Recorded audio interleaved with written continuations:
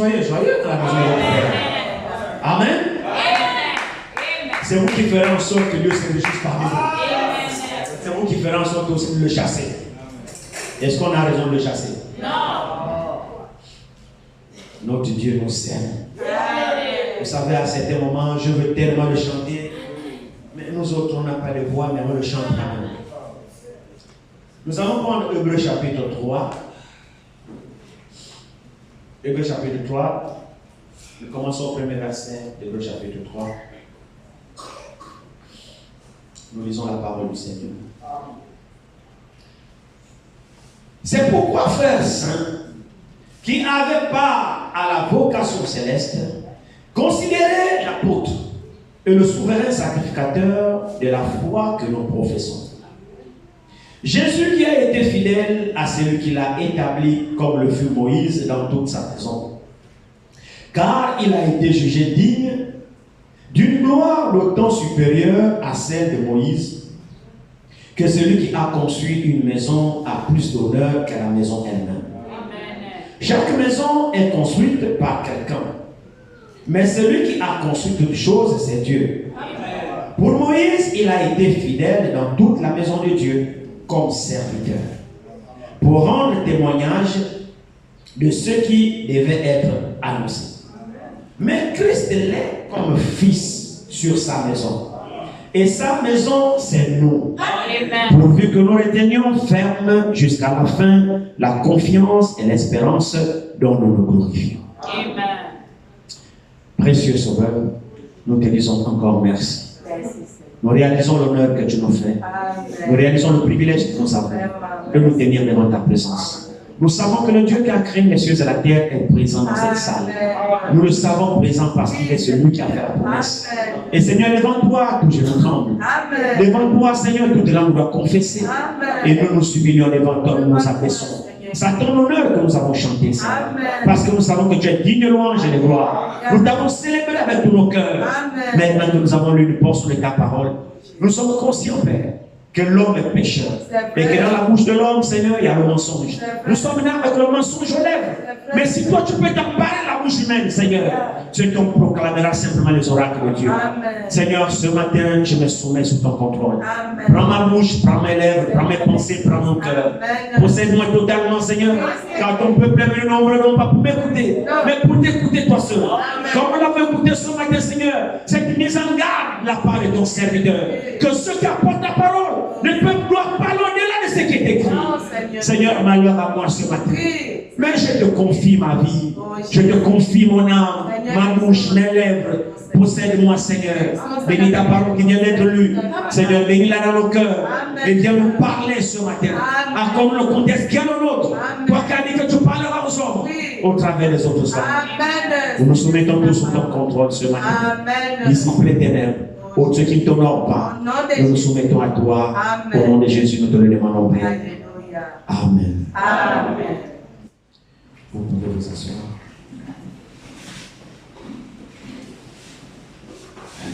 Je vous adresse encore mes salutations ce matin. Dans le nom de notre Seigneur, Sauveur Jésus-Christ. Vous me voyez sous mes lunettes, là, il y a une corde là, noire là. Mon fils qui m'a suivi là, il m'a attaché ça ici là parce que c'est compliqué pour moi, ça tombe le temps pour ma chair. Ma chair là qui attrape les lunettes. Dimanche dernier, j'ai failli encore perdre mes verres. Nous avons vu vendredi ce que nous avons voulu intituler la Nouvelle Alliance. Et c'est important que nous puissions comprendre ces choses. Et savoir que Dieu a traité avec son peuple l'alliance. L'alliance veut dire un pacte que vous signez, un accord que vous signez. Et l'alliance se fait toujours avec deux pactes. Et nous voyons qu'avec Dieu, il y a une ancienne alliance et il y a une nouvelle alliance. Et nous avions vu vendredi que l'ancienne alliance était faite, c'était une alliance qu'on peut appeler une alliance provisoire. Comme l'apôtre Paul le dit dans, je crois, Galates, que la loi était comme un pédagogue. Un pédagogue qui nous conduisait, qui nous gardait jusqu'à ce que la véritable chose arrive. Donc c'est ça l'ancienne alliance. Ce n'était pas, cette alliance était inaugurée avec le sang des boucs et des taureaux. Et nous savons que l'Hébreu dit que sans effusion de sang, il n'y a point de pardon. Alors comme nous avions péché, pour nous pardonner et pour permettre que nous maintenions quand même la communion avec Dieu, le Seigneur a prévu des substituts. Des substituts, c'est-à-dire des animaux, comme nous savons que l'âme qui pêche, c'est elle qui mourra. Mais dans l'amour de Dieu, quand nous avions péché, Dieu n'a pas voulu que nous puissions mourir. Alors Dieu a donné un substitut à la place de l'homme. Il a dit à l'homme, bon, écoute, je te pardonne, tu ne vas pas mourir. Chaque fois que tu pécheras, au lieu que je te tue toi, alors amène une bête que je tuerai à ta place. N'est-ce pas merveilleux? Alors l'homme maintenant amenait les animaux et puis le sang de l'animal qui coulait recouvrait le péché de l'homme et cela permettait à ce que Dieu puisse encore avoir communion avec l'homme. Parce que nous savons dans Ésaïe, la Bible dit que ce qui éloigne Dieu de nous et l'empêche de nous écouter, c'est notre péché. Ce sont nos crimes pour notre transgression et nos crimes. Mais plus que Dieu a horreur du péché, Dieu ne collabore pas avec le péché et Dieu hait le péché. Alors il fallait que Dieu trouve un moyen pour accepter l'homme pécheur de pouvoir communier avec lui. Et avant que son véritable sang ne soit versé, avant que la véritable alliance ne soit inaugurée, alors Dieu a permis un substitut. Donc quelque chose de provisoire. Juste pour faire en sorte que Dieu ne voit pas le péché. Parce que Dieu n'aime pas le péché. Donc quand l'homme péchait, il apportait une bête et il tuait la bête. Le sang innocent de la bête recouvrait le péché. Donc sur le péché, le sang la recouvre. Et quand Dieu regarde, effectivement, il ne voit pas le péché, il voit le sang. Mais le sang là, comme la Bible dit, recouvre. Ça recouvre seulement. Mais le péché est là. Le sang recouvre seulement pour cacher le péché devant Dieu. Mais le péché est toujours là. Donc en fait, ça ne solutionnait pas le problème. Or, l'objectif de Dieu, ce n'est pas de recouvrer le péché, mais c'est d'ôter le péché. Mais le sang de bouc là couvrait seulement le péché, mais le péché était toujours là. C'était un substitut. Dieu a laissé comme ça. Et comme on a vu vendredi, qu'avec cette alliance, effectivement, qui est l'ancienne alliance, donc Dieu a donné sa parole à l'homme, Dieu a donné ses commandements à l'homme, et Dieu a dit à l'homme, celui qui mettra en pratique ma loi vivra par cette dernière. Et Dieu a laissé l'homme lui-même se débrouiller à mettre en pratique sa parole. L'homme a essayé autant qu'il pouvait. L'homme a essayé autant qu'il pouvait. Mais rien à faire. L'homme n'a pas pu, n'arrivait pas. Et cela a développé quoi? Cela a développé l'hypocrisie en fait. Je pensais à ça la dernière fois. Frères et sœurs, la loi rend l'homme hypocrite. Oui. La loi rend l'homme hypocrite. C'est-à-dire, comme l'homme, par sa propre force, n'arrive pas à se soumettre à 100% à la parole de Dieu. Alors qu'est-ce qu'il a fait? Il a développé, il a bossé un comportement extérieur. L'homme a joué le paraître pour paraître devant son semblable, bon, qu'il vit la parole, qu'il est saint, qu'il est pur, qu'il est droit. Mais en réalité, il ne l'est pas. Parce que pour que l'homme soit droit, pour que l'homme soit juste, c'est seulement la parole de Dieu qui peut rendre l'homme droit. Or, la parole de Dieu, pour qu'elle te rende droit, il faut que cette parole rentre dans ton cœur. Or, nous avons vu vendredi que le cœur des hommes était semblable à des pierres. Donc, l'homme n'avait pas la capacité de vivre la parole parce que le cœur de l'homme était dur. Pendant qu'on y est même, je parlais même avec mon frère Eusèbe la dernière fois après la prédication, on a parlé dans la voiture, je l'ai déposé à la maison. Vous voyez, pendant qu'on y est, quand vous prenez Matthieu 19, nous avons lu ça ici, Frère Franck en a parlé aussi lorsque il a un peu touché le cas de la polygamie, il nous a amené dans Matthieu 19. Retournons voir ce qui est dans Matthieu 19.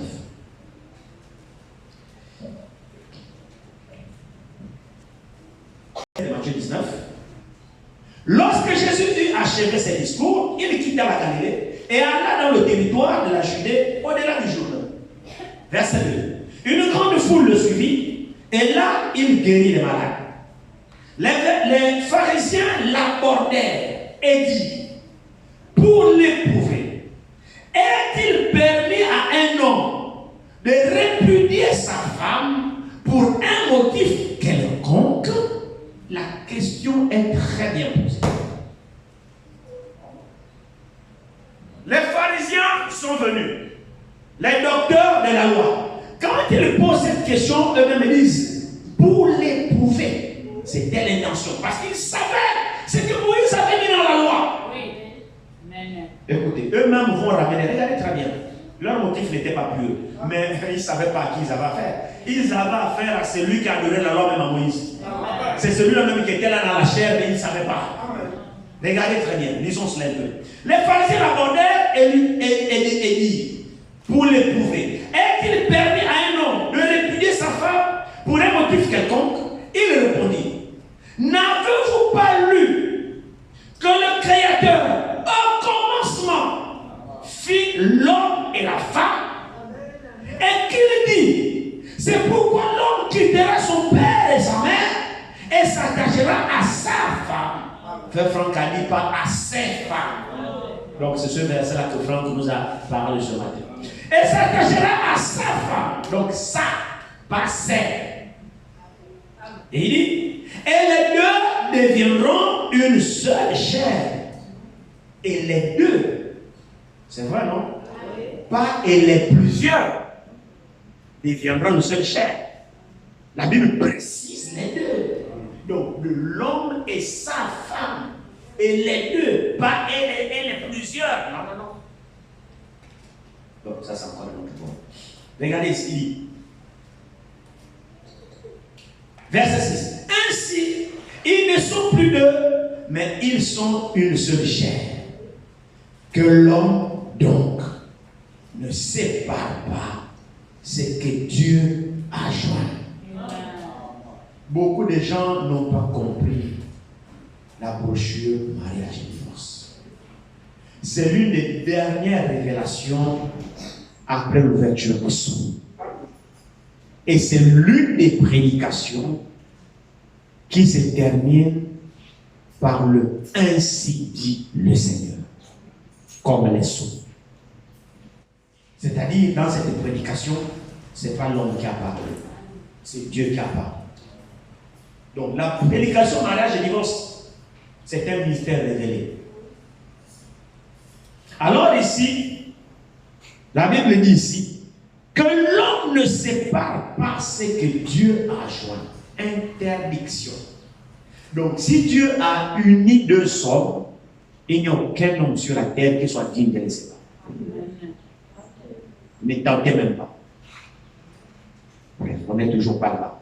Il dit, verset 7. Maintenant, nos amis reviennent à la charge, voyant que le Seigneur a répondu à la question, ils reviennent à la charge.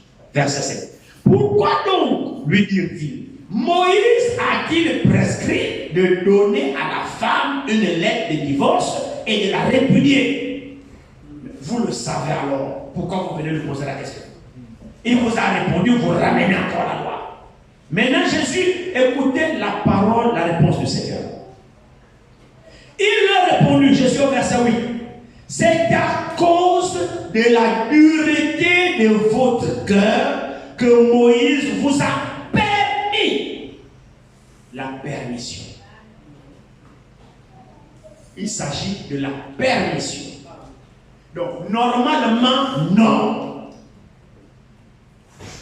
Nous tous, nous savons ce qu'on appelle permission. Amen. C'est une permission. Normalement, non. Mais à cause de vos cœurs qui ne connaissent pas ce qu'on appelle pardonner, alors il vous le permet. Avec douleur. Malgré lui. Je permets. Sinon, en réalité, normalement, non. Mais à cause, Jésus donne le motif.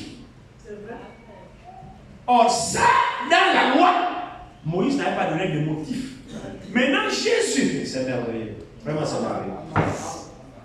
Si vous lisez dans la loi les motifs du divorce, écoutez très bien. La Bible dit, lorsqu'un homme va avec une femme, il a découvert cette femme, et que cette femme ne trouve pas grâce à ses yeux. une lettre de divorce, elle va, après avoir connu l'utiliser, n'a pas trouvé grâce. Allez, faites des républiques, quitte, dégage. Comment ça? Pour rien! Dégage. Pour rien! Alors maintenant, Jésus vient. Lui-même, l'auteur de la loi, alors il explique aux pharisiens pourquoi Dieu a permis à Moïse de permettre de donner les lettres. C'est à cause, maintenant Jésus donne la réponse ici. Écoutez très bien. Reprenons le verset 8. Il leur répondit, c'est à cause de la dureté de votre cœur que Moïse a permis de répudier vos femmes. Maintenant il dit, au commencement, il n'en était pas ainsi. Quand Frère Branham vient avec la révélation du mariage et du divorce, Frère Branham traite sur tous ces problèmes-là. Il a traité le problème du mariage et du divorce de façon transversale, donc dans tous les sens. Il a pris les types, les ombres, pour en arriver à la conclusion, à la réalité de la chose. Maintenant, les frères sont restés dans les types et les ombres. Mais il a dit dans cette brochure, il a dit, Jésus a dit, au commencement, il n'en était pas ici. Alors, Jésus est venu ramener l'homme au commencement. Jésus est venu nous ramener au commencement. D'où alors la nouvelle alliance. Donc le motif du divorce, Jésus dit, c'est à cause de la dureté de vos cœurs. Vos cœurs étaient comme des pierres. Il n'y avait pas de pardon. Œil pour œil, dent pour dent. Mais maintenant, nous ne sommes plus dans la loi. Nous ne sommes plus dans l'ancienne alliance. C'est pourquoi la nouvelle alliance est importante. C'est-à-dire le changement de cœur. Vous ne pouvez pas rester dans l'ancienne alliance et expérimenter le pardon. Non. Mon frère, ma soeur, la nouvelle alliance est importante. C'est dans la nouvelle alliance que nous expérimentons Dieu. C'est dans la nouvelle alliance que nous adorons Dieu en esprit et en vérité. Mais dans l'ancienne alliance, cela n'était pas possible parce que le cœur des hommes ne savait pas ce qu'on appelait pardon. C'était œil pour œil, dent pour dent. Pourquoi le cœur était le cœur de pierre. Et dans cette disposition-là, on ne pouvait pas servir Dieu d'une manière correcte. C'est pourquoi alors, nous avons lu beaucoup de passages vendredi, il y a eu changement d'alliance. Amen. Prenons cela avec vous, parce que vous n'étiez pas là vendredi. Retournons dans Hébreux au chapitre 7 et 8 que nous avions lu vendredi.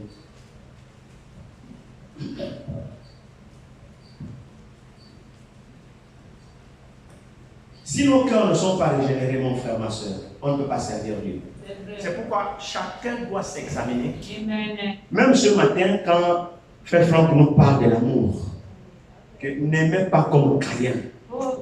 Frère, comment tu vas faire pour ne pas aimer comme Caïn? Il faut que ton cœur soit régénéré. Amen. Si ton cœur n'est pas régénéré, tu aimeras comme Caïn. C'est la vérité, frère. Tout se passe à l'intérieur de nos cœurs. Oui. C'est important que la nouvelle alliance soit expérimentée. C'est-à-dire que Dieu change nos cœurs. Amen. Que nos cœurs soient des cœurs de chair, que ce soit de nouveaux cœurs, parce qu'il a promis une âme. Que je changerai vos cœurs de pierre en cœur de chair. C'est la promesse qu'il a faite. Et nous savons que Dieu tient ses promesses. Et il a honoré ses promesses. Parce que quand Jésus est venu, effectivement, c'est en introduction à la nouvelle alliance. Retournons rapidement dans Hébreux. Considérons d'abord Hébreux chapitre 7 ici.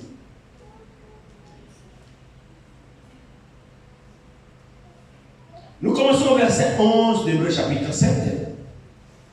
Si donc la perfection avait été possible par le sacerdoce lévitique, car c'est sur ce sacerdoce que repose la loi donnée au peuple, était-il encore nécessaire qu'il paraisse un autre sacrificateur, selon l'ordre de Melchizedek, et non selon l'ordre d'Aaron? Car le sacerdoce étant changé, il y a aussi nécessairement un changement de loi. Nécessairement un changement de loi. En effet, celui de qui ces choses sont dites appartient à une autre cellule. Donc aucun membre n'a fait de service à l'autel. Nous avons expliqué tout ça vendredi. Car il est notoire que notre Seigneur est sorti de Juda. Tribu de Moïse n'a rien dit pour ce qui concerne le sacerdoce. Cela devient plus évident encore quand il paraît un autre sacrificateur à la ressemblance de Melchizedek, institué non d'après la loi d'une ordonnance charnelle, mais selon la puissance d'une vie impérissable. Car ce témoignage lui est long. Tu es sacrificateur pour toujours, selon l'ordre de Melchizedek.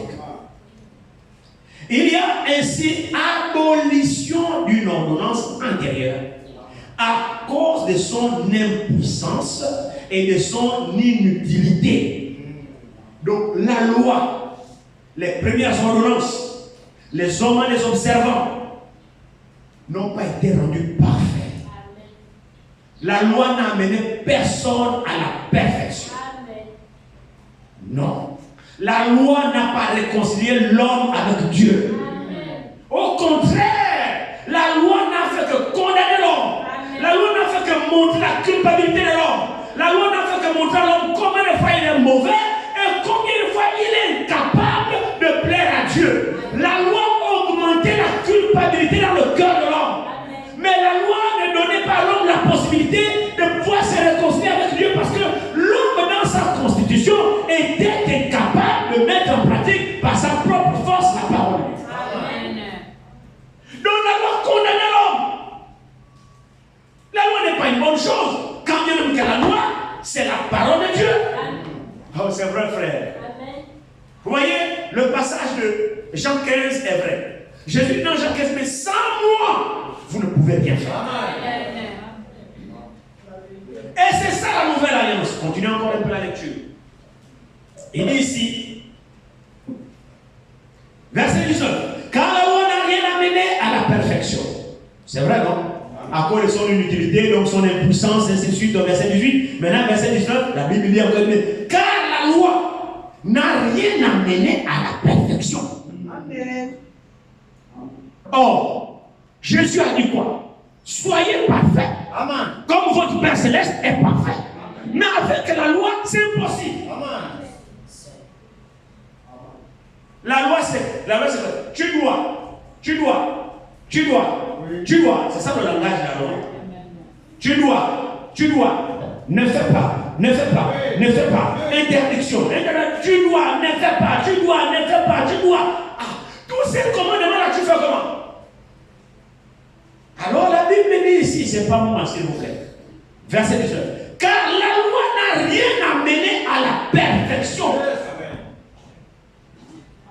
Regardez ici. Il dit ici, et introduction d'une meilleure espérance par laquelle nous nous approchons de Dieu.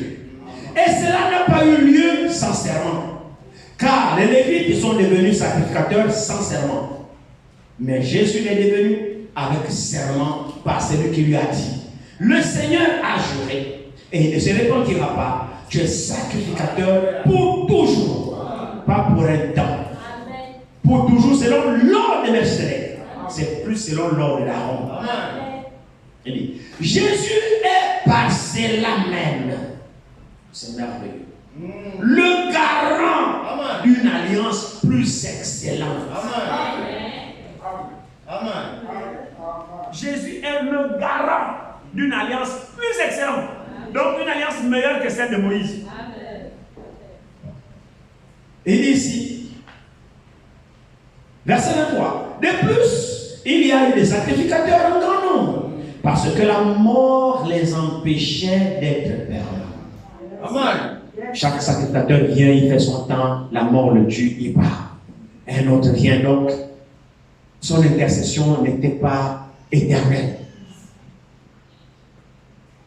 Mais lui, c'est-à-dire Jésus, parce qu'il demeure éternellement, même ce matin, il est là. Vous savez, quand nous lisons les Écritures, vous avez besoin, le diable vous fait comprendre que non, c'est que tu n'es le peuple ne comprend pas. Un homme, parce que la mort les empêchait d'être permanents. Mais lui, parce qu'il demeure éternellement, possède un sacerdoce qui n'est pas transmissible. C'est-à-dire, on ne peut pas remplacer Jésus. Parce qu'il est toujours présent. Il est toujours vivant. Il n'a pas de représentant comme s'il n'est pas là. Non, il est toujours présent. Il dit là où deux ou trois sont assemblés à mon nom, j'envoie quelqu'un. Hein? Non. Il n'a jamais dit ça. Il a dit là où deux ou trois sont assemblés à mon nom, mais voilà là. Donc il est là à Libreville, il est à Auvergne, il est à Port-Gentil, il est en France, il est tout à l'heure le frère Franck le plus unique, il est partout, là on s'assemble à son nom. C'est ça ce qui fait notre joie, parce que notre sacrificateur, selon l'ordre de Melchizedek, est toujours présent. C'est-à-dire, il est toujours le trône d'intercession. Les autres, la mort les emportait, mais lui, là, il est éternellement. Il ne meurt pas. N'est-ce pas merveilleux? Regardez.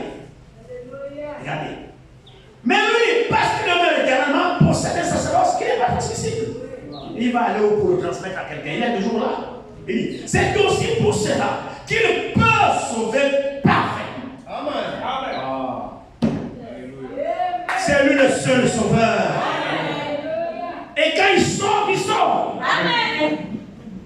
C'est pourquoi il peut sauver parfaitement ceux qui s'approchent de Dieu par lui. Amen. Pas par Marie, non. Pas par Joseph, non. Pas par un saint quelconque, pas par Branham, pas par Franck. Non. Jésus sauve parfaitement ceux qui s'approchent de Dieu par lui. C'est lui qui sauve. C'est pas un homme qui sauve. Marie prie pour nous, vos pécheurs. Oui, ils veulent s'approcher de Dieu par Marie. Non, nous on s'approche de Dieu par Jésus. C'est vrai, non? Parce que Jésus est toujours vivant. Alléluia. Marie est morte. Yes. J'ai dit, hein, Marie est morte. Vous avez vu? Je ne sais pas où se trouve son tombeau. Montrez-moi le tombeau de Jésus. Le seul tombeau qui est vide, c'est celui de Jésus. Il est mort, il est ressuscité. Vous savez pourquoi? Parce qu'il est la vie. Il dit, je suis la vie. On ne peut pas tuer la vie. C'est lui qui a donné la vie à sa mère. Oui, nous recevons de lui la vie. Parce qu'il est la vie en abondance. Et il nous donne une portion de sa vie. Lui-même, il est la vie en plénitude. Il est toujours vivant. Marie se repose. Tous les saints se reposent. Mais lui, il est toujours là. Ce n'est pas Marie qui est parmi nous ici. Même si les catholiques invoquent leur mari et il y a des apparitions au ciel. Alors la Vierge Marie est apparue. C'est le diable qui apparaît. La Marie de mère de Jésus n'apparaît pas. C'est faux. Il n'y a aucune promesse dans la Bible des apparitions des saints. On a vu Saint Paul apparaître. C'est le diable. C'est vrai, frère. Il n'y a pas de promesses comme ça. Les saints vont nous apparaître pourquoi? Pourquoi faire? L'un c'est à quel rôle? Rien. Ici. C'est aussi pour cela qu'il peut sauver parfaitement ceux qui s'approchent de Dieu par lui, étant toujours vivants. Amen. Pour intercéder en leur faveur. Amen. Il est toujours vivant. Amen. Tu le crois? Amen. Aujourd'hui, ce matin, tu peux prier ton cas. Yes, la Bible dit, c'est pas moi, frère. La Bible dit, il est toujours vivant. Amen. Pour faire quoi? Pour intercéder en ta faveur. Donc le problème que tu as, la Bible dit Jésus est vivant. Il n'est pas vivant pour se balader, c'est pour intercéder en ta faveur. Pas en ta défaveur, non.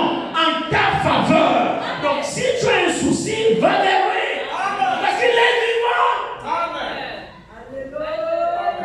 Il est toujours vivant, il n'est pas mort. Il est vivant. Jusqu'à ce matin, il est présent. Parce que ces choses peuvent pénétrer dans le cœur. Vous le croyez qu'il est là? Vous savez, frère, à un moment donné, mais les choses spirituelles appartiennent à Dieu. Des fois, tu as même envie de dire, Seigneur, fais comme Élisée. Mais quand il les a priés, parce qu'il disait, voyez déjà les chars qui étaient. Oui.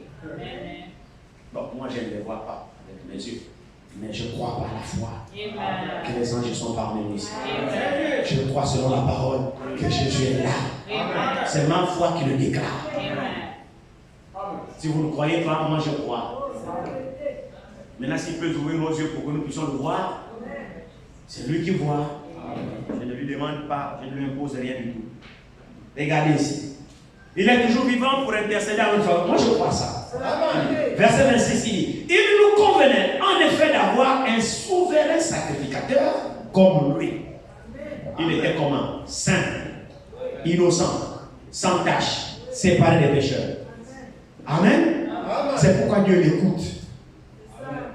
Quand il prie, son Père l'exauce parce qu'il dit, le Père est toujours avec moi.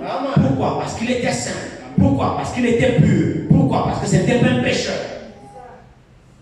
C'est pourquoi les chansons qu'on chante, Jésus est devenu pécheur. Non, Jésus n'a jamais été pécheur. Jamais Jésus n'a été pécheur. Non. Il s'était fait pécher.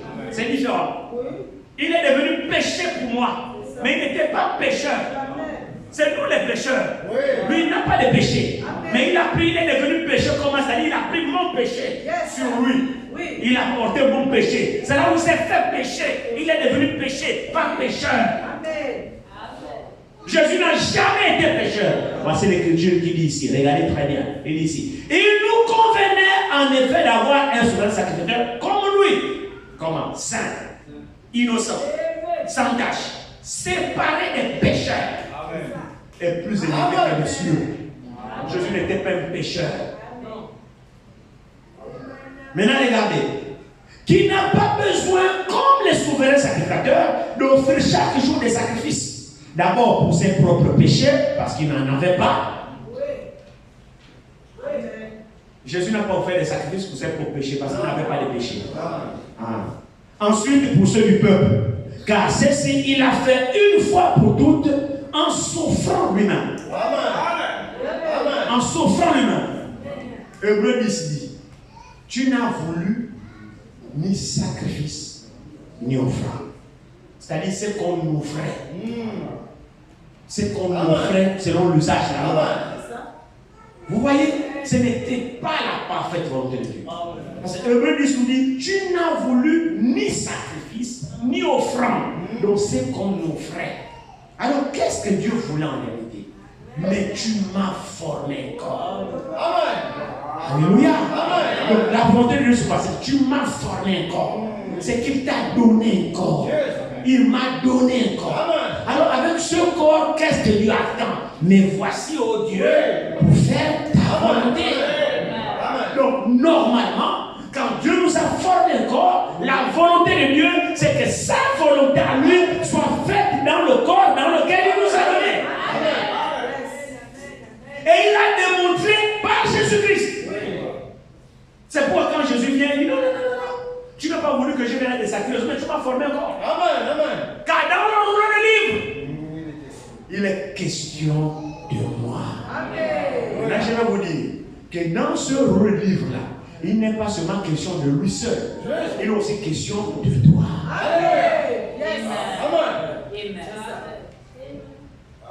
Je ne sais pas si tu es d'accord avec ça. Dans le rouleau du livre, c'est-à-dire dans cette Bible, il n'est parlé que de l'époux et de l'épouse. C'est une histoire qui lie l'époux et son épouse. Donc, s'il est parlé de l'époux, mais il est parlé aussi de son épouse. Donc, dans le rouleau du livre, il est question de l'époux, mais il est aussi question aussi de l'épouse. Il est question de Dieu et des enfants de Dieu. C'est contenu dans le rouleau du livre. Maintenant, comme lui, il a reconnu sa place. Est-ce que toi, tu as reconnu la tienne? Oui.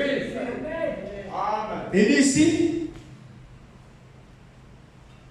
verset 28, en effet, la loi établit sur les sacrificateurs des hommes sujets à la faiblesse. Mais la parole du serment a été faite après. Mais la parole du serment qui a été faite après la loi établit le Fils. Oui. qui est parfait pour l'éternité. Le Fils qui est parfait pour l'éternité. Si vous vous souvenez encore, dans le texte d'introduction que nous avons lu, Hébreux chapitre 3, verset 5, vendredi nous avons lu là-dedans, on a attiré l'attention sur le rôle de Moïse qui a été fidèle dans toute la maison de Dieu. Comme serviteur. Nous avons mis l'accent là-dessus vendredi. Moïse a été fidèle dans toute la maison de Dieu comme serviteur. Amen. Et nous savons que Moïse était le libérateur, pas de toi et de moi. Moïse était le libérateur du peuple juif. Ah, pas de toi et de moi. Moïse n'est pas venu te libérer, n'est pas venu me libérer. Donc, et Israël fut appelé les serviteurs de Dieu. Oui. Combien le savent? Israël fut appelé serviteur. Alors Moïse a été fidèle dans la maison comme serviteur, dans la maison, dans sa maison. Mais le Fils,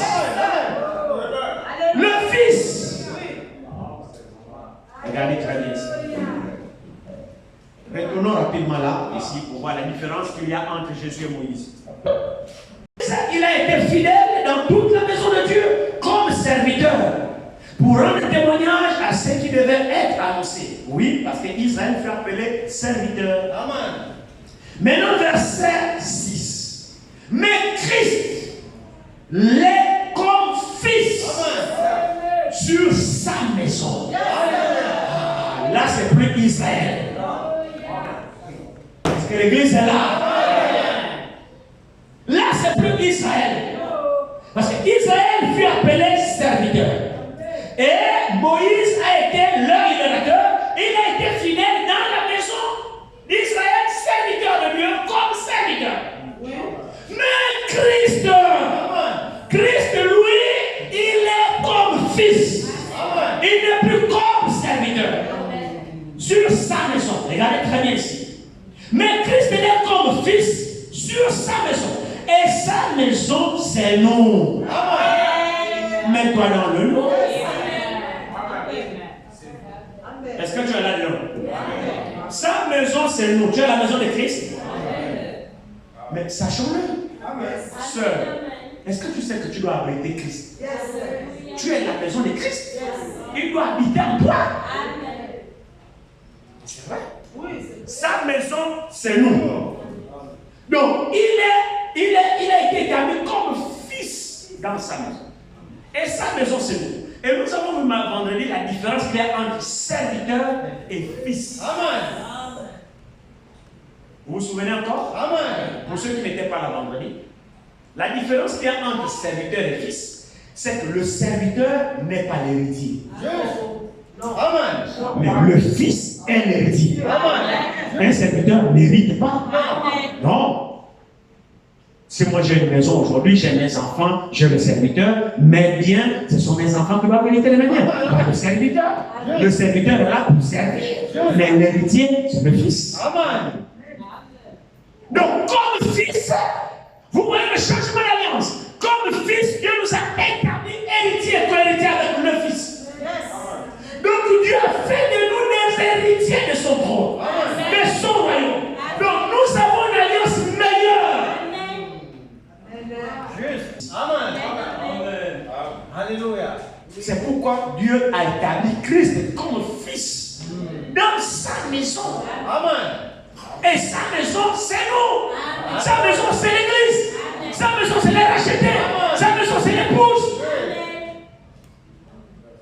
Alors, il continue ici, il dit pourvu que nous retenions ferme jusqu'à la fin la confiance et l'espérance dont nous nous glorifions. C'est pourquoi, selon ce que dit le Saint-Esprit, aujourd'hui, si vous entendez sa voix, n'endurcissez pas votre cœur. Aujourd'hui. Qui peut entendre sa voix aujourd'hui? Maintenant, la Bible dit quoi? Endurcis ton cœur. Non. Regardez l'exemple qui est tiré ici.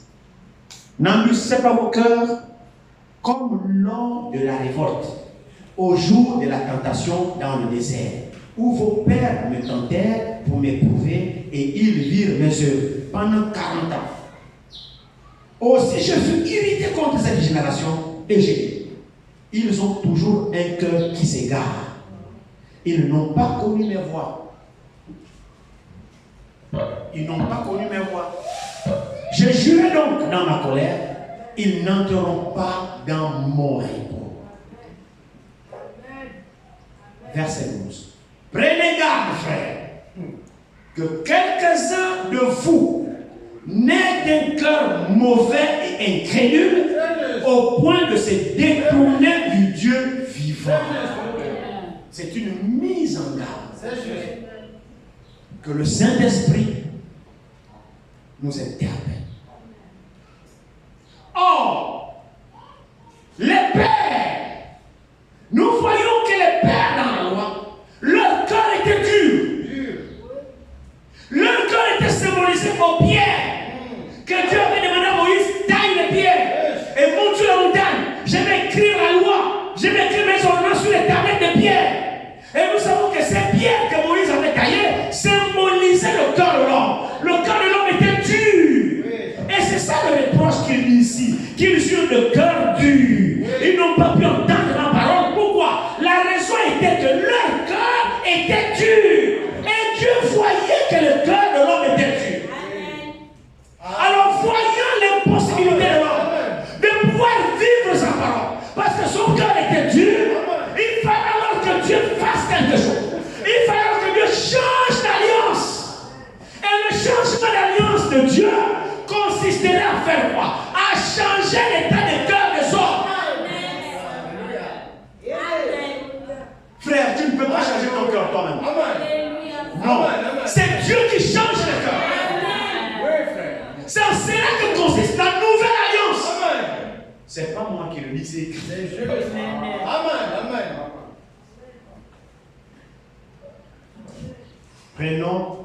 Prenons d'abord Hébreux 8, après nous partirons dans Jérémie 31 et nous irons aussi voir ce qu'Ézéchiel nous dit là-dedans.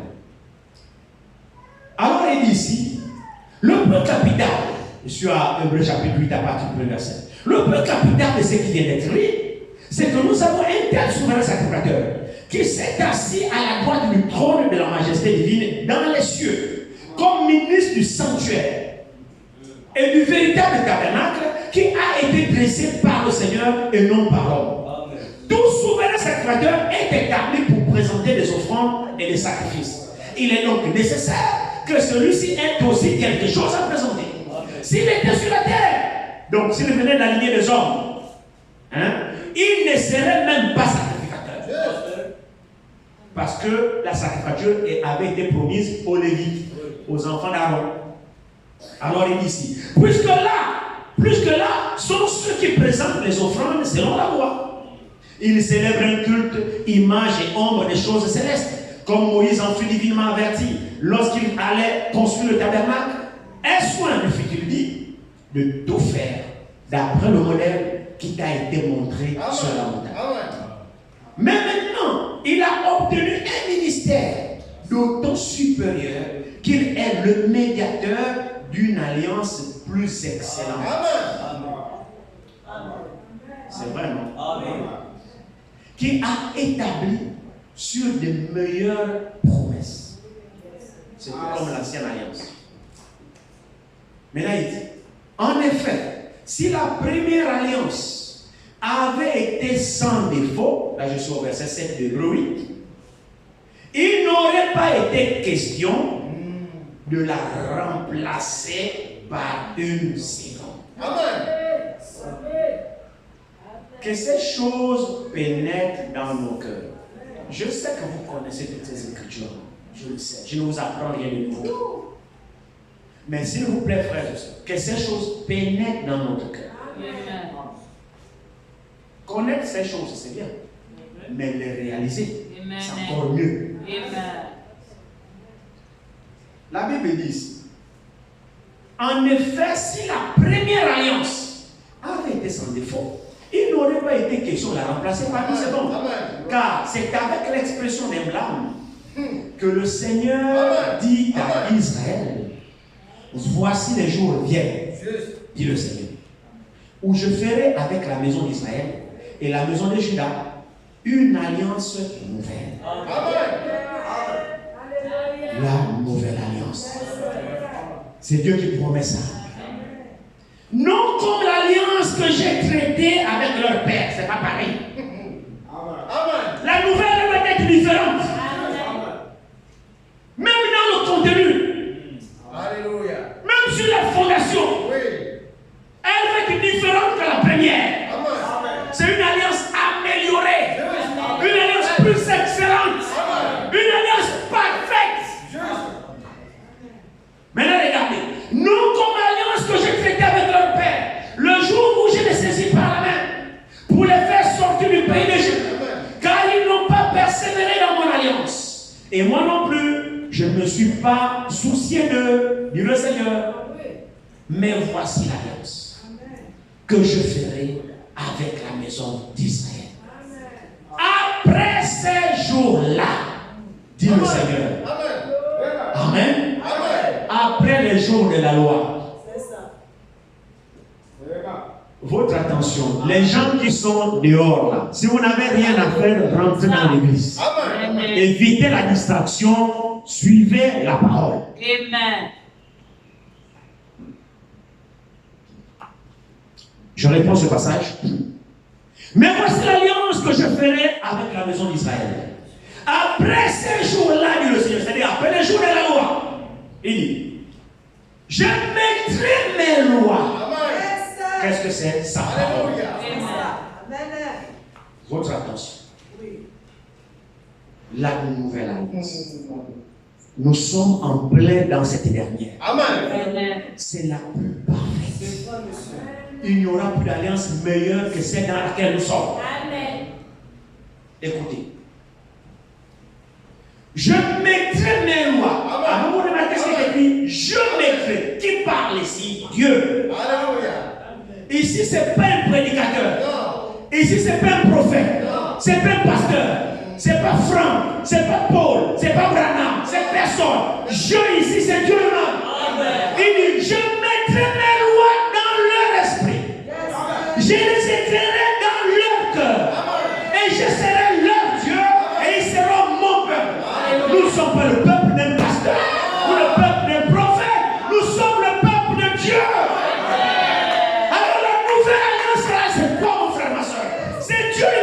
Qui prend l'engagement. Votre attention, frère. La nouvelle alliance, c'est quoi? C'est Dieu lui-même qui prend l'engagement de prendre la parole que vous écoutez ici. Il apprend lui-même. Il a la capacité de rentrer dans ton cœur. Parce que la Bible dit, la parole de Dieu est plus tranchante, plus pénétrante qu'aucune épée à deux tranchants. Elle va jusqu'à séparer jointure et moelle. L'esprit et l'âme. Elle va jusqu'à discerner les pensées et les intentions du cœur. C'est Dieu ça. Il sonde les reins, il éprouve le cœur. Alors il dit, comme il connaît nos cœurs, dans la nouvelle alliance, il va lui-même se charger de prendre sa parole, qui était problématique pour nous dans la loi, de la mettre en pratique. Alors il dit, il a stoppé la loi. Il a dit, arrêtez tout. Vous avez tout échoué. Maintenant, je rentre. Dans la nouvelle alliance, c'est Dieu lui-même qui travaille dans l'homme. Dans l'ancienne alliance, c'est l'homme qui faisait des efforts pour plaire à Dieu. Ce qui fait que dans la nouvelle alliance, frère, si tu n'es pas changé, tu ne seras plus jamais changé. Amen. C'est vrai. C'est vrai ce que je veux. Parce que c'est plus toi, c'est lui. La seule chose qu'il te demande, ouvre-moi seulement ton cœur. Vous voyez que l'hypocrisie dans la nouvelle alliance n'a pas sa place. On pouvait justifier l'hypocrisie dans la loi parce que c'était compliqué. Mais honnêtement, dans la grâce, elle n'a pas sa place. Pour la simple raison que, vous savez, pourquoi on est hypocrite? Mais c'est parce que nous voulons encore faire comme la loi. Essayer nous-mêmes de fabriquer un comportement que nous savons que nous n'avons pas. Amen. Et pourtant, on peut l'avoir pour de vrai, en laissant le vrai rentrer en nous. Amen. C'est juste. Amen. Pourquoi on fabrique la sainteté?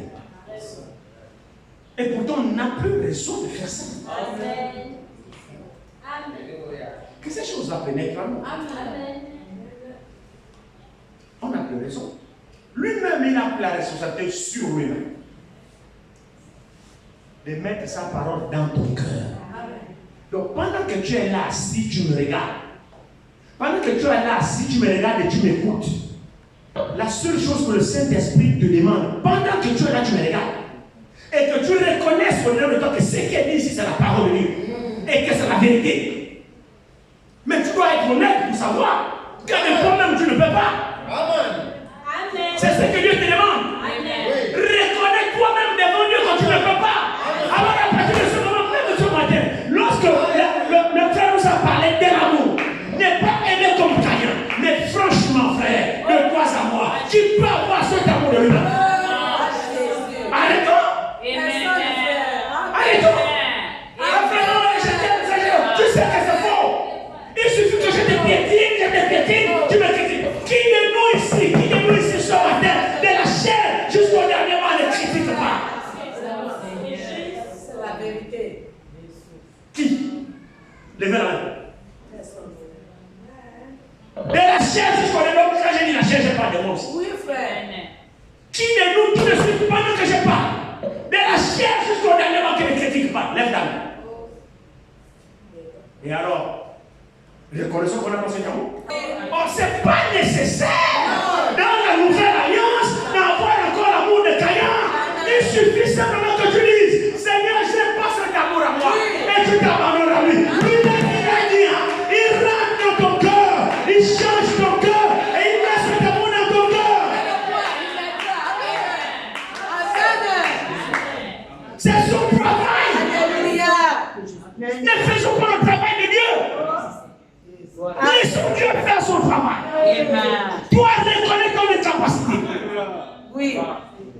Seigneur, je ne peux pas. Oui. Sois sincère. C'est pourquoi quand il faut confesser, alors confesse pour de vrai. Tu confesses une partie, tu laisses une partie. Tu vois que c'est toi-même qui ne veux pas. Amen. Nous avons un souverain sacrificateur. Un souverain sacrificateur, même ce matin. Oui. Quel est le rôle du souverain sacrificateur? C'est l'intercession. Le rôle du souverain sacrificateur, ce n'est pas de condamner les gens qui viennent nous confesser les manquements. Non. Il a été mis là pour compatir. Il n'a pas reçu l'ordre de condamner. Non. Le souverain sacrificateur compatit. Il porte cette charge, il va au front, il intercède. Le souverain sacrificateur ne condamne pas. Le souverain sacrificateur compatit et il intercède. C'est ça le rôle du souverain sacrificateur. Maintenant, la Bible dit, nous en avons un qui est parfait, qui peut sauver parfaitement ceux qui s'approchent de Dieu par lui. À partir de ce moment-là, ouvre-lui ton cœur. Il sait ce que tu as.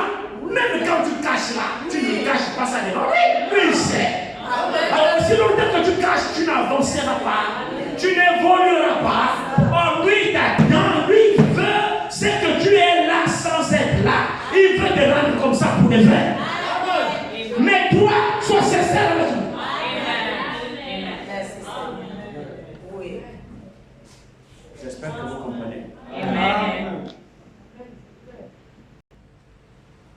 Était où? 8, verset 10. Voilà ici. Mais voici l'alliance que je ferai avec la maison d'Israël. Après ces jours-là, dit le Seigneur, donc lui, mettrai ses lois, lui, donc mes lois, je mettrai mes lois. Moi, je n'ai pas de loi, c'est pas moi qui parle ici. Amen. C'est Dieu qui parle. Je mettrai mes lois dans leur esprit. Frère, aucun prophète ne peut faire ça. Il va rentrer dans mon esprit comment pour mettre la parole. Il faut celui qui m'a créé. Amen. Amen. Il faut celui qui m'a créé. Comment il fait pour entrer mon esprit, j'en sais rien. Mais lui seul le sait. Amen. Parce que l'esprit que j'ai là, c'est lui qui me l'a donné. Il sait de quoi je suis fait. Il sait de quoi je suis constitué. Maintenant, il s'engage lui-même. Il a vu mes efforts, comment je me bagarrais. Il a dit arrête, je viens à ton aide. Laisse-moi. Vous voyez que dans la grâce, dans la nouvelle alliance, nous ne savons pas ce que nous faisons quand nous continuons à être hypocrites. Quand nous cachons notre véritable nature, nous cachons notre véritable comportement, nous cachons notre véritable vie, nous ne savons pas ce que nous faisons. Et en étant faisant ça, on n'aura jamais de délivrance. Et le Seigneur ne viendra pas à ton aide. Parce qu'en réalité, tu ne veux pas d'aide. Amen. Amen. Amen. Amen. C'est vrai. En faisant ça, tu ne veux pas d'aide. Tu viens seulement là, Seigneur, en réalité, tu ne veux pas d'aide. Parce que si tu veux de l'aide du Seigneur, mais tu dois être sincère. Amen. Tu dois être sincère, mais c'est sûr, frère. Et la personne qui est sincère, Dieu ne l'abandonne pas. Amen. Savez-vous que Dieu répond à la sincérité de nos âmes? Amen. Savez-vous que c'est le cœur qui est sincère qui obtient les résultats avec Dieu? Amen. Mais oui, même si tu as péché, même si tu as péché, toi, sois sincère avec Dieu. Amen. Alléluia. Amen. Il sait quand tu confesses. Tu reconnais qu'il est le souverain sacrificateur. Donc quand tu viens à lui, vous savez, c'est compliqué quand même. Imagine même dans l'ancienne alliance. Amen. Amen. Regardez un peu. Terrible, hein? Regardez un peu. Dans l'ancienne alliance, le souverain sacrificateur était là pour effectivement sacrifier. Quand le pécheur a reconnu son péché, suivez. Quand quelqu'un péchait chez le quartier, est-ce que le souverain sacrificateur était là? Non. Il ne le voyait pas. Vous voyez l'image? Tu fais ton péché là-bas. Le souverain sacrificateur n'est pas avec toi. Son travail, c'est d'être au temple pour attendre les clients. C'est son rôle. Il n'allait pas travailler. Son travail, c'est seulement être dans l'église, dans la présence de Dieu. Quand chaque cas vient, il prie sincèrement pour le cas. Lui, il est au temple, il ne sait pas ce que tu fais. Lui, il constate simplement que tu as fait ton boucan, tu es condamné là-bas par le péché que tu as fait, et Dieu a dit pour que Dieu te pardonne, atteigne un mouton. Donc, le souverain, c'est seulement que tu venais avec le mouton au temple. Il a atteint. Donc, lui, il constate. Maintenant, imaginez-vous, quand tu viens là, l'identification avec ton sacrifice. On n'est gorgé par la bête. Et toi, le coupable, tu es bouche bée. Tu parlais ce que tu as fait devant le souverain sacrificateur et tu l'as fait. Donc tu confessais ce que tu as fait. Ce n'est pas que tu es bouche bée, non. Tu dois confesser. Et ensuite, tu poses tes mains sur la bête. Parce que la bête, il va mourir à ta place. Il n'est pas de question qu'on égorge la bête, tu es à distance. Non, Dieu exigeait que tu t'identifies à ta bête. Donc, tu posais les mains sur la bête. Pendant qu'on égorgeait la bête, quand la bête est en train de bêler avec la douleur, là, on coupe la bête, tu attrapes là, tu sens au moins la pitié que la bête là meurt là à cause de moi. Donc, tu t'identifies avec ton sacrifice. Maintenant, regarde, et c'est ce que souvent nous faisons. Regarde, tu as péché là-bas, le sacrificateur n'était pas. Il est pourri au temps. Tu es condamné là-bas, il n'est pas là. Maintenant, quand tu décides de venir demander pardon à Dieu, en confessant chez le souverain sacrificateur, tu confesses à moitié, tu dis une moitié, tu caches une autre moitié. Attends un peu. Qui t'a appelé? Si toi tu ne voulais pas tout dire, le sacrificateur vient te chercher dans ta maison. Oh, tu as pas cherché bien confessé. Où est-ce que la fin de confession ne force pas? C'est ça. Maintenant, quand toi tu viens toi-même, tu dis un morceau. Tu dis non, le morceau là, ne dis pas ce morceau. Mais tu es quand même venu, tu es venu faire. Ça n'a aucun sens. Amen. Mieux reste chez toi. C'est juste. C'est la même chose. Quand nous décidons de confesser, quand on ne confesse pas sincèrement, il y a ce qu'on appelle ça. Mais ça au frère. Qui t'a appelé? Qui t'a appelé? Reste avec les choses chez toi. Amen. Ne viens pas faire des demi-confessions ou une confession à moitié. Et en faisant ça, quand tu fais ta demi-confession là, Dieu te voit. Amen. Ne dormez pas. Amen. Frère, circulez dans le grand. Les succès sont bons. Circulez, mettez-moi debout les gens qui dorment. Vous avez mon autorisation. Dieu te voit. Amen. On est à l'église. Dieu te voit. Amen. Dieu sait que ta confession est à moitié. Oui. Bon, maintenant, comment Dieu te regarde? Représentez-vous seulement la scène. Tu viens là, tu dis que tu confesses. Dieu est là. Dieu sait dans le moins détail ce que tu as fait. Mais à la confession, tu ne dis pas tout. Dis-moi qu'est-ce que Dieu pense de toi ce moment. Mais vous vous moquez de vous-même. Mais je vous ai regardé. Amen. Vous vous moquez de vous-même. C'est-à-dire, tu retournes comme tu es venu. C'est même pas de Dieu que tu te moques. C'est de toi-même que tu te moques. Parce que Dieu sait que tu ne peux pas mentir à Dieu. Et tu ne peux pas cacher quelque chose à Dieu. Dieu sait effectivement ce que tu n'as pas dit. Amen. Et ce que tu n'as pas dit correctement aussi. Amen. Dieu sait. Or, pour obtenir miséricorde, obtenir pardon, dis tout. Amen. J'ai dit, hein, dis tout. Amen. Même dans le moindre détail. Oui. Amen. Il y a deux mots qui accompagnent ce qu'on appelle la repentance. Une repentance sans confession, ce n'est pas une repentance. La repentance est suivie de la confession. Sinon, tu te répands de quoi? La repentance, c'est le regret dans ton cœur. Il y a eu le cœur vivement touché. Donc, tu regrettes ce que tu as fait. Mais c'est quoi? Tu dis la chose. Donc, quelqu'un qui se répand n'a pas honte de dire ce pourquoi il se répand. Amen. Amen.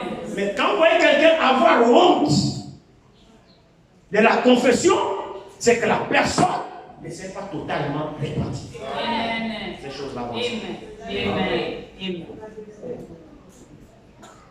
Une repentance sincère donne le droit à une confession vraie. Et une confession vraie donne le droit au véritable pardon de Dieu. Mais c'est vrai. Parce que Dieu qui a dit, oh, mais il est courageux de dire ça. Amen. Ah non, mais là, il ne ment pas. Ah, ma fille est sincère. Il a vraiment avoué ça. Ça, c'est très bien. Oh, pendant que le voisin se moque, oh, il a fait ça. Oh, frère, ce n'est pas ton problème. Amen. Le résultat de ça, c'est que Dieu remplace la paix dans ton cœur et une consolation divine. Tu sors de la dégager dans ton esprit et ta communion est rétablie avec Dieu. Et Dieu va à nouveau traiter encore avec ton cœur. Tu peux encore ressentir la présence de Dieu dans ton cœur. Tu peux encore ressentir les sensations de l'esprit. Comment l'esprit travaille avec toi dans ton cœur. Il y en a qui sont coupés de l'esprit de Dieu depuis longtemps. Qui ne ressentent même plus la véritable communion de l'esprit dans leur cœur. Tellement le cœur est endurci. Avec des demi-confessions en moitié, des confessions en morceaux, l'autre morceau, tu dois dire.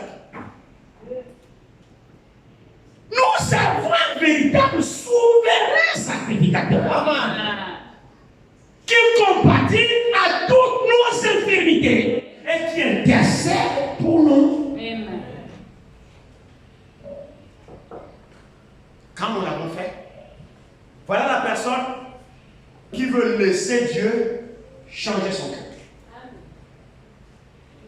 Voilà la personne qui veut laisser Dieu lui donner un cœur nouveau. Amen. Voilà la personne qui veut laisser Dieu lui donner un nouvel esprit. Amen. C'est une personne qui ne bloque rien. Amen. Voici notre travail. Notre travail consiste à ne rien bloquer. Aujourd'hui, Si vous entendez sa voix, n'endurcissez pas vos cœurs. Amen. Donc, la disposition d'ouvrir le cœur, ça c'est ta responsabilité. Amen. Maintenant, te changer, c'est pas toi. Amen. Ça c'est Dieu. Chacun fait son travail. Pourquoi voulons-nous faire le travail de Dieu? Beaucoup parmi nous, on a l'amour de Caïn. Moi, c'est convaincu qu'on a l'amour de Dieu. Après la prédication, dès que deux on se retrouve, toi et moi qui avons le même esprit de critique, on bouffe le frère. C'est notre vie. Vous voyez que c'est pas ce que Dieu attend de nous. Amen. C'est juste. Dieu veut mettre des choses vraies dans nos cœurs pour de vrai. Amen. Nous ne sommes plus aux âges de la fabrication. Non. Nous ne sommes plus à l'âge de la loi où tu te débrouilles toi-même. Non. Nous sommes dans la nouvelle alliance. Amen.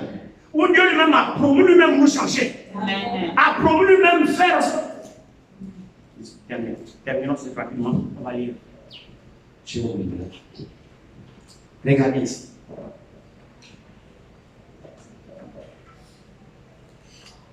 Il dit ici, observez très bien. Il dit, verset 11, personne n'enseignera plus son concitoyen, ni personne son frère en disant, connais le Seigneur, Amen. car tous me connaîtront. Amen.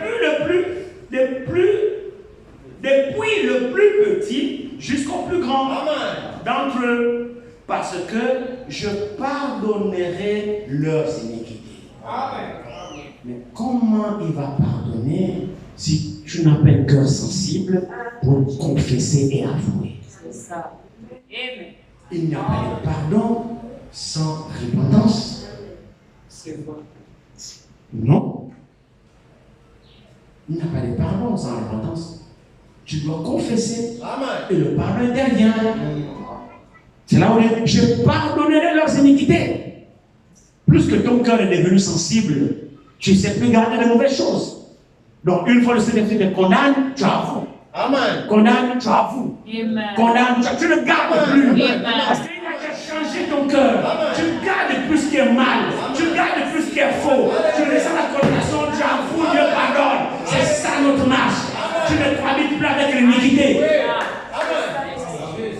Mais le cœur, Dieu, gère toujours l'iniquité.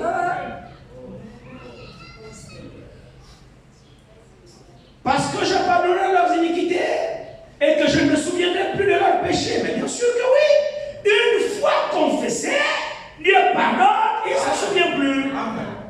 Mais tant que tu n'as pas confessé, il s'en souvient. Il faut quand même que les choses vous soient dites. Parce que vous pensez que quand c'est écrit comme ça, oui, dans la nouvelle alliance, même si c'est péché, Dieu m'a déjà pardonné. Non. Tu as confessé. Si oui, d'accord, il a pardonné. Et il ne s'en souvient plus. Mais tant que tu n'as pas confessé, Dieu s'en souvient. Le messager dit ceci. L'oubli du péché ne pardonne pas le péché. C'est juste. Non. C'est pas parce que tu as oublié le péché que tu as commis là, tu as oublié, que de facto, bon, Dieu a déjà pardonné. Non. Jamais. Tu feras mieux de te souvenir Amen. et de confesser pour que Dieu oublie. Juste. Tant que tu n'as pas confessé, Dieu n'oublie pas. C'est toi qui n'oublies pas Dieu. Le seul péché que tu trouveras. C'est vrai. C'est juste. C'est pour cette raison qu'on doit tourner pierre sur tes seigneurs. Rappelle-moi ce que j'ai oublié. Je suis Seigneur, Seigneur. Si tu es sincère dans ton cœur, tu n'as pas la volonté de cacher quoi que ce soit, alors Dieu te rappellera. Oh, le jour-là, tu as volé les 1000 francs au marché. Amen. Amen.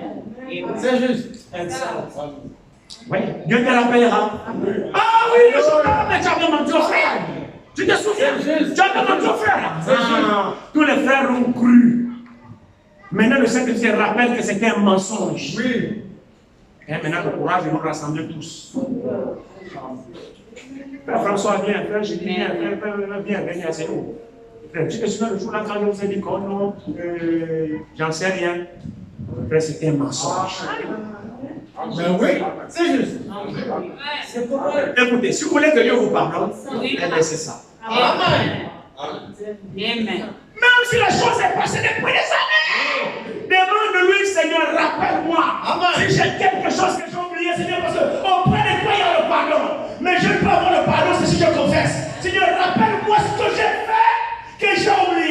te rappellera. Si tu es vrai, tu veux être pur avec lui, il te rappellera. Et quand il te rappellera, mets en ordre.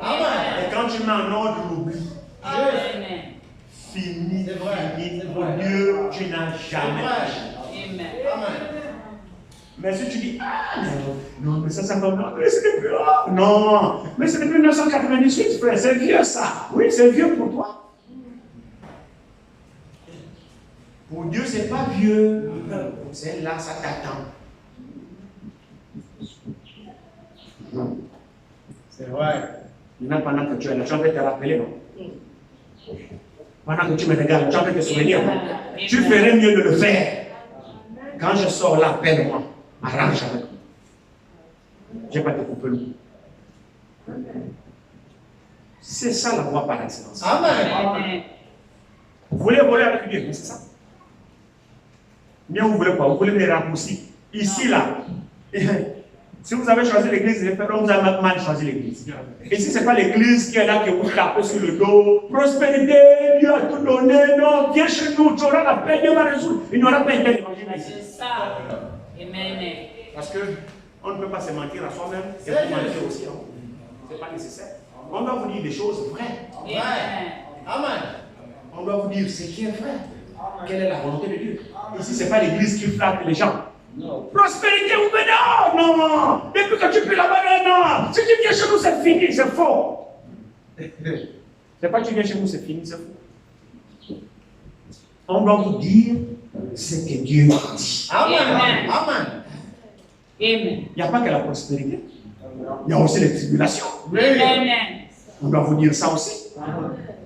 Celui qui veut marcher pieusement Jésus-Christ sera persécuté. Amen. On doit vous dire ça aussi. Amen. Vous aurez une tribulation dans la chair. Prenez courage, j'ai la chair. On doit vous dire ça aussi. Amen. Pourquoi ce semaine sur le plan de prospérité, délivrance, mais l'autre parle là, vous laissez ça. Donnez tout aux gens. Amen. Que les gens sachent que, ah, venant après, voici ce qui m'attend. Ils cachent d'un côté pour miroiter les autres d'un autre côté. Maintenant, quand ils viendront, ils vont s'apercevoir qu'il y a les personnes. Ah, tu nous as dit que si on vient dans ton église, il n'y a pas ce qui se passe ailleurs. Tu seras menteur. Juste.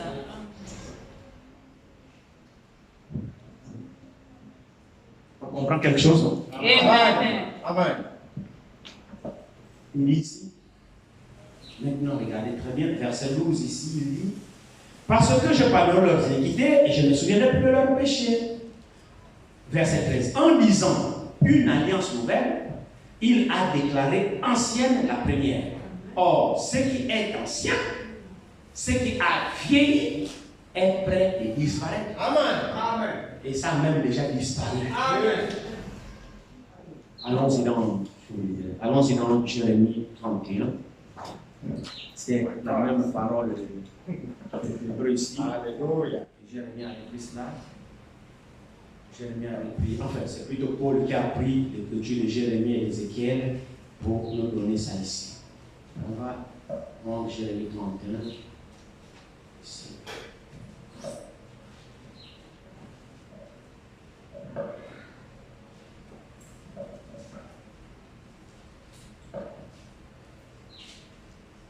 Jérémie 31, nous avions lu dimanche à partir du verset 30, à partir du verset 31 dimanche, merci frère.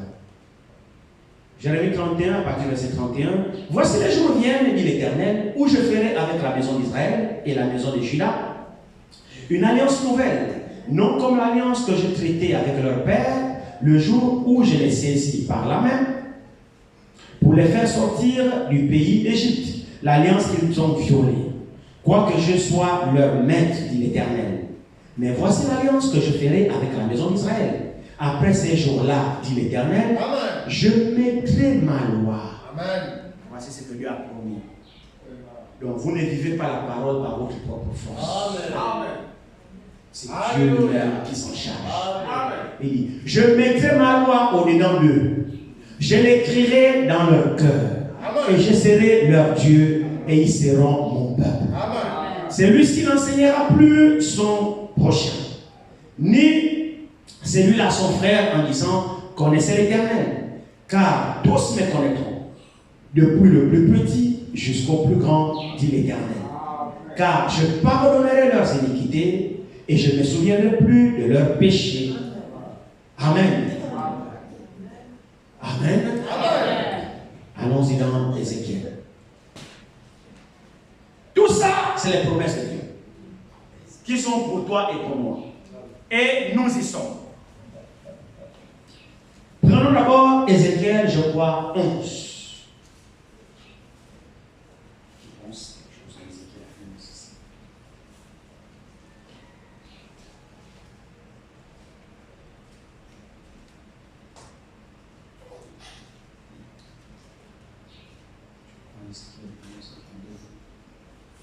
Ézéchiel 11 ici, prenons d'abord Ézéchiel 11, commençons au verset 19 d'Ézéchiel 11.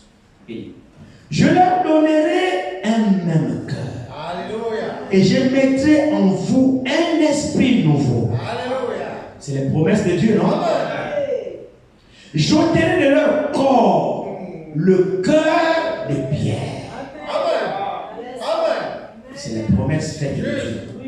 J'ôterai de leur corps le cœur de pierre que nous tous nous avons. Ce n'est pas toi-même qui l'ôte. Dieu s'engage de l'ôter. Le cœur de pierre est symbolisé par la dureté que tu as de résister à la parole. Ce qui t'amène à résister à la parole de Dieu, c'est le cœur de pierre que tu as. Maintenant, Dieu dit dans la nouvelle alliance, je vais enlever de ton corps le cœur dur là. Le cœur dur, que tu as un cœur dur là. Dieu parle, tu refuses, Dieu parle, tu refuses. Confesse, Dieu a dit, je vais enlever le cœur là. Amen. Vous le croyez? Mais Dieu ne peut l'enlever que si toi tu es d'accord qu'il l'enlève.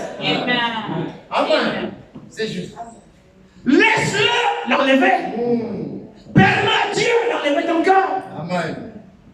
Permets-le lui. Lui-même il a promis. Juste. Laisse Dieu faire.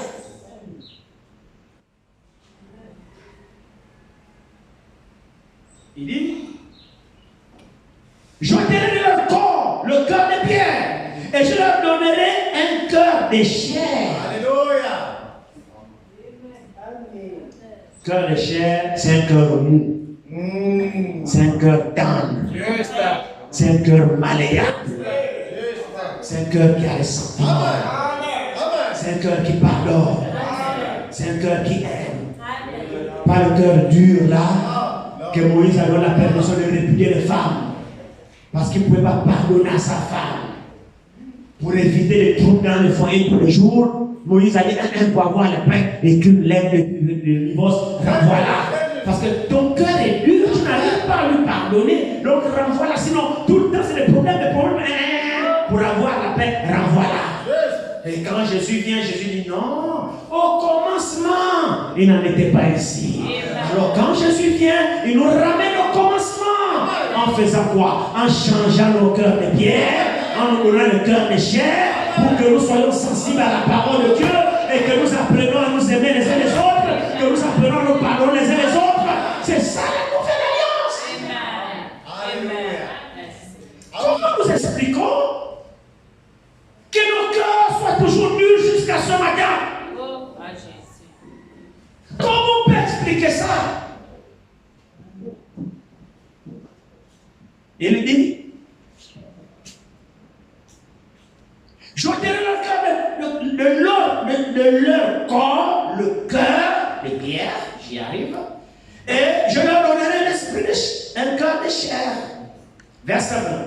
Afin qu'ils suivent mes ordonnances et qu'ils observent et pratiquent mes lois. Amen. Et ils seront mon peuple et je serai leur Dieu. Amen.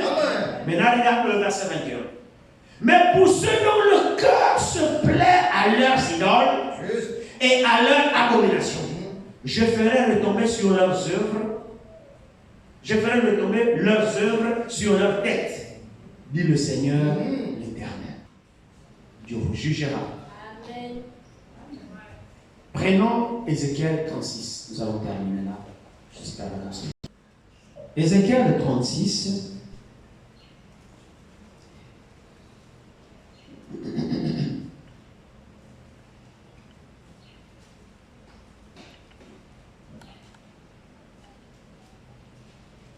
Verset 26.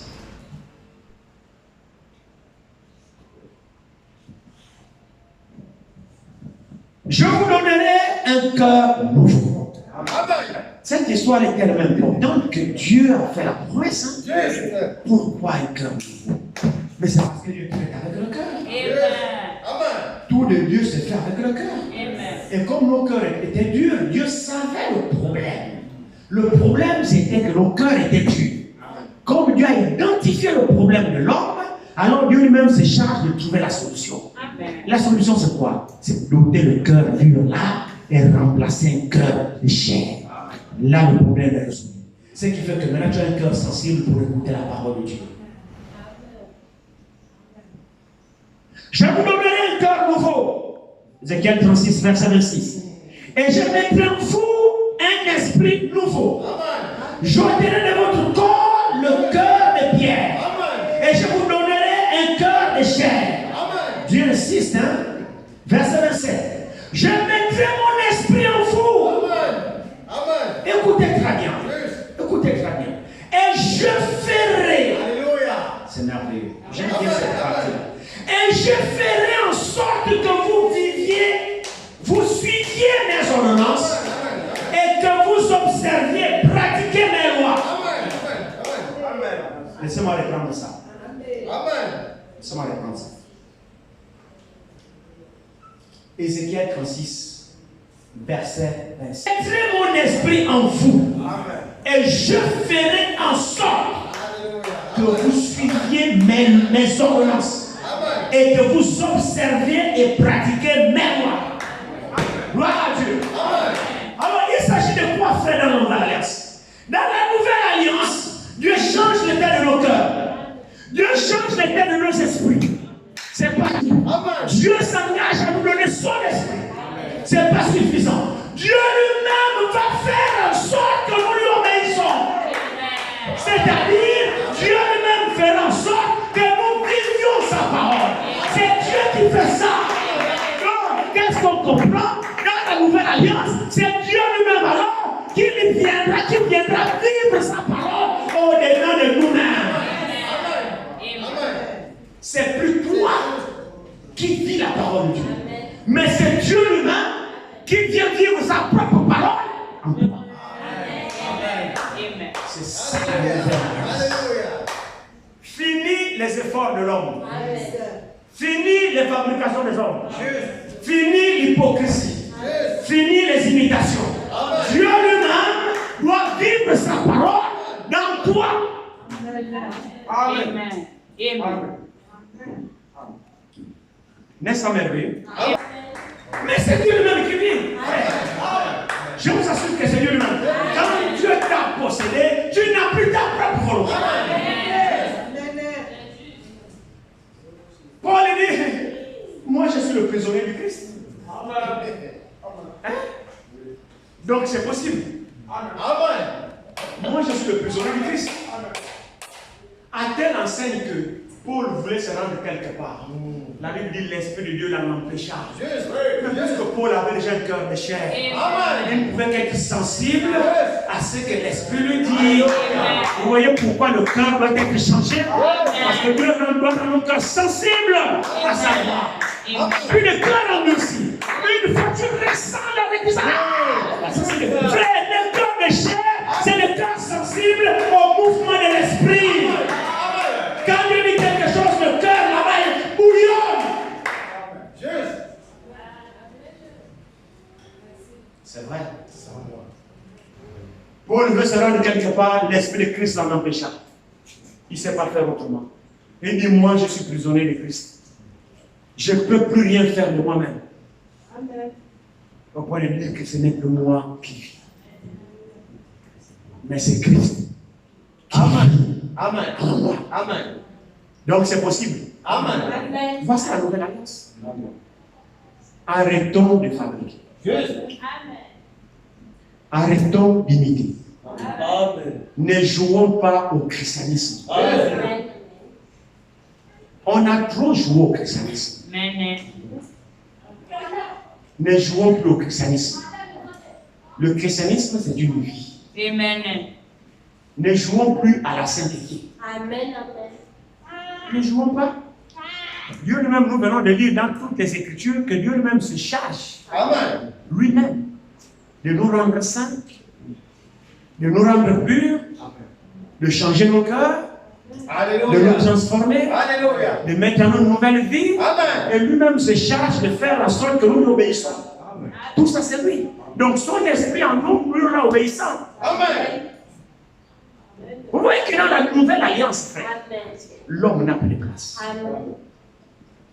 C'est la chose. Dans la nouvelle alliance, c'est Dieu lui-même. Alors, ça fait que si j'ai Dieu, vous voyez que c'est l'alliance la plus parfaite. Amen. Ça fait que si j'ai Dieu, ma fille ici a Dieu. Celle-là ici a Dieu. Mon frère ici a Dieu. D'où viendra qu'il y a des combats parmi nous? Comment je vais arriver à détester mon frère si j'ai Dieu en moi? Or, aussi longtemps que Dieu n'est pas en nous, on fabrique, Amen. Oui. on imite. Frère, c'est la vérité. C'est vrai. C'est juste. Arrêtons tout ça.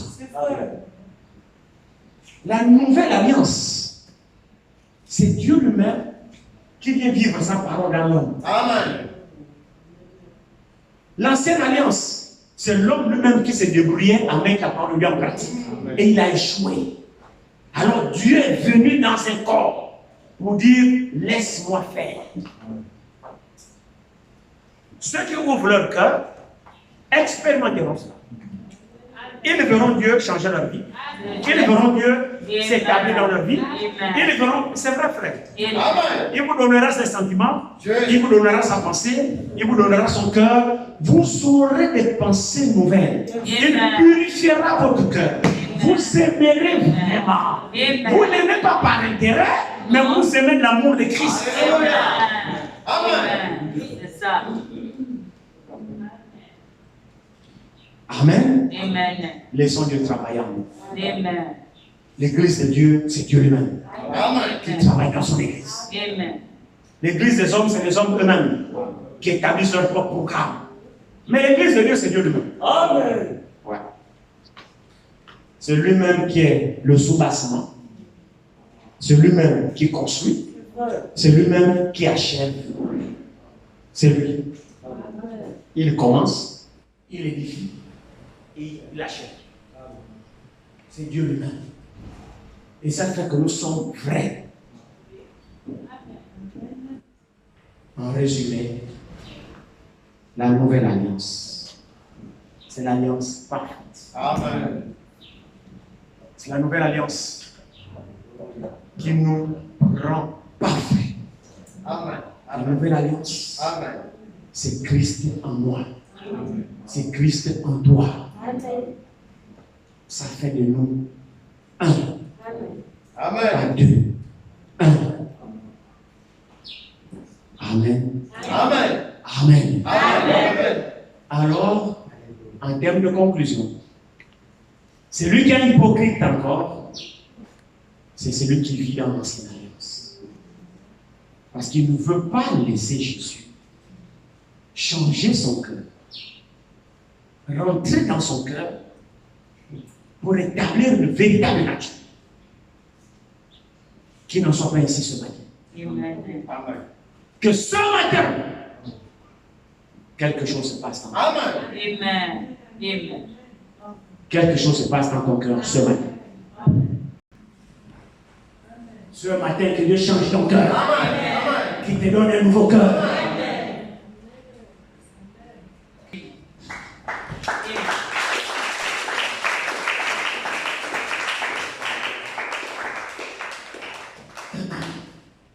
Nous allons adorer notre Dieu, changer nos cœurs, de nous transformer. C'est la promesse qu'il a faite.